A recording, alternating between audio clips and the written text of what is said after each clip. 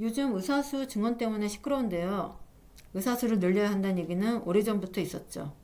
하지만 번번이 의사들의 반발로 무산됐었습니다. 의사들은 의사수를 늘리면 자기들의 밥그릇이 줄어드니까 반대하는 건데요. 하지만 교사수는 얘기가 다릅니다. 교사수도 오래전부터 늘려야 한다는 얘기가 많았는데요. 이건 교사들 스스로 교사수를 늘려야 한다고 주장하는 겁니다. 의사들과 정반대인 거죠. 교사들은 학급당 학생 수가 너무 많아서 양질의 교육이 이루어지지 않으니까 학급수를 늘리고 그만큼 교사 수를 늘려야 한다고 말하는 겁니다. 그런데 정부는 교사들의 요구를 전혀 들어주지 않고 수년 동안 일방적으로 교사 수를 계속 줄이고 있죠. 심지어 서울은 내년에 국공립 유치원 교사를 한 명도 뽑지 않을 정도로 초중고 교사 선발 인원이 급격히 감소하였습니다. 이렇게 정규교사 수는 줄이고 대신 기간제 교사 수를 늘리면서 계속 교육의 질이 떨어지고 있습니다. 교사나 의사의 정원을 정부가 조절하는 것은 의대나 사대가 특수 목적 대학의 성격을 갖고 있기 때문입니다. 특수한 목적을 위해서 설립한 대학이라는 건데요. 정부가 책임지고 필요한 인원을 길러낸다는 겁니다. 인구 대비 적정한 인원을 길러내야 모든 국민이 양질의 교육과 의료 서비스를 받을 수 있기 때문이죠. 하지만 교육과 의료 서비스는 그 말에서도 드러나듯이 차이가 있습니다. 교육은 권리로서 모든 국민이 마땅히 받아야 하는 거지만 의료는 서비스로서 개인이 필요해서 선택한다는 점에서 차이가 납니다. 그런데 언제부턴가 교육 서비스라는 말이 횡행하면서 교육을 선택의 문제로 간주하고 그러면서 더 좋은 교육을 받으려면 더 많은 돈을 내야 한다는 생각이 만연한데요. 이렇게 교육을 잘못 생각하게 만들면서 교육을 폄훼하는 것은 신자유주의 때문이라고 할 수 있습니다. 신자유주의는 시장의 국가 권력이 개입하는 것을 비판하면서 시장의 기능과 민간의 자유로운 활동을 중시하는 이론인데요.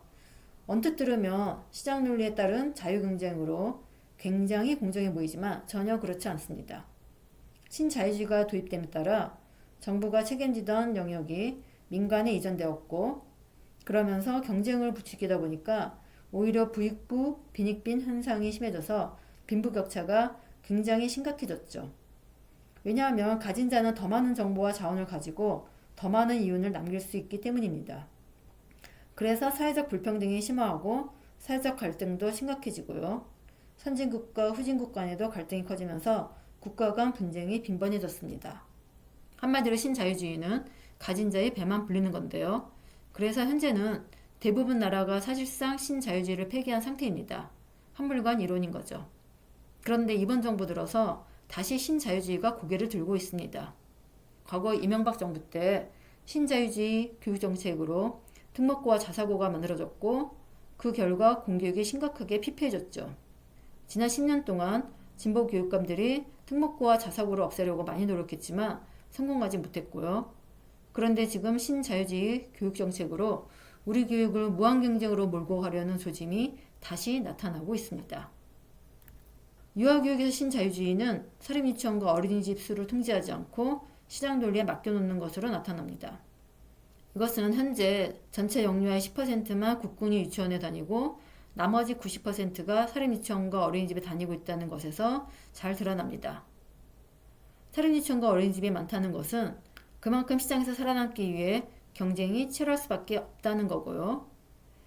경쟁에서 살아남기 위해 사립유치원이나 어린이집은 부모의 온갖 요구를 들어주고 다른 기관과 차별화하기 위해 영유아의 발달 수준에 맞지 않는 여러 가지 프로그램을 시행하고 불필요한 온갖 행사를 진행하면서 영유아와 교사 모두를 피곤하게 만들고 있죠. 시장 논리에 따라 수요보다 공급이 많다 보면 어느 순간부터 폐원하는 유치원과 어린이집이 속출할 거고 그래서 폐원하지 않으려고 기관이 무리수를 두는 겁니다. 경쟁 상황에서는 유아교육의 질이 올라갈 수 없는 거죠. 즉 시장 논리에 따라 움직이면 교육은 파행적으로 이루어질 수밖에 없습니다. 그래서 유아교육의 질을 높이려면 유아교육이 시장 논리에 따라 움직이지 않아야 합니다. 그러려면 정부가 국공립 유치원의 수를 과감히 늘려야 합니다. 국공립 유치원의 수가 많아져야 민간이 소유한 유치원이나 어린이집이 줄어들고 그래야 경쟁에서 벗어날 수 있습니다.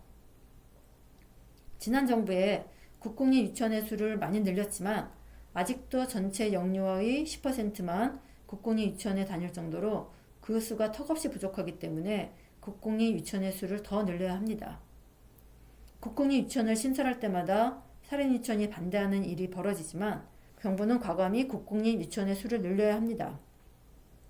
현재처럼 민간이 소유한 기관이 압도적으로 많은 상태에서는 아무리 유아교육 공교육화를 추진해도 성공할 수 없습니다. 왜냐하면 민간은 사적 이익을 추구하기 때문에 어떻게든 층원율 100%를 달성하기 위해 필사적으로 매달 수밖에 없기 때문이죠. 또 교사대 유아 비율을 낮추기 위해서도 국공립 유치원의 수를 늘려야 합니다. 사립유치원은 학급당 유아 수가 많아야 더 많은 이윤을 남길 수 있어서 교사대 유아 비율이 낮아지는 것을 반대하기 때문이죠. 그러므로 경쟁이 아니라 진정으로 유아교육의 질을 높이기 위해서는 국공립 유치원의 수를 늘리는 것이 매우 시급합니다. 게다가 읍면지역 교육환경 개선과 장애 영유아를 위한 특수교육 정상화를 위해서도 국공립 유치원 증설은 시급합니다. 매년 증가하는 읍면지역 다문화가정 영유아나 장애 영유아를 위한 교육은 비용이 많이 들어가서 민간이 감당할 수 없기 때문에 정부가 책임져야 합니다. 영유아 수가 적다고 무작정 교사 수를 줄이거나 학교를 없애는 우를 범해서는 안 되는 거죠. 따라서 유아교육 공교육화는 시장 논리를 벗어나 교육의 본질을 따르는 것에서 시작해야 합니다. 시장 논리에 따라 경쟁이 난무하는 곳에서는 유아교육 공교육화가 이루어질 수 없습니다. 교육은 서비스가 아니라 권리이기 때문에 모든 영유아가 양질의 교육을 받을 수 있도록 유아교육 공교육화가 반드시 이루어져야 합니다.